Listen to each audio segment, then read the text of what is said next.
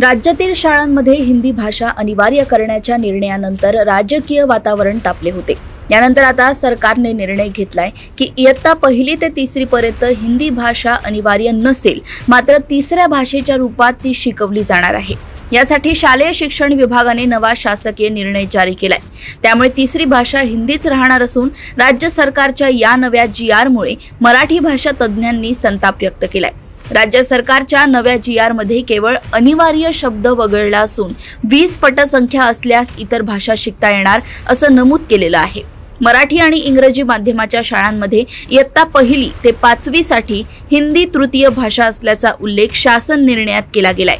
त्याचबरोबर ज्या विद्यार्थ्यांना हिंदी भाषेऐवजी इतर भारतीय भाषांपैकी एक भाषा ही तृतीय भाषा म्हणून शिकण्याची इच्छा असेल, त्या विद्यार्थ्यांना ती भाषा निवडता येणार आहे। मात्र शाळेमध्ये त्या तृतीय भाषेचा पर्याय घेताना किमान 20 विद्यार्थी एवढी पटसंख्या असावी असे शासन निर्णयात नमूद केलंय।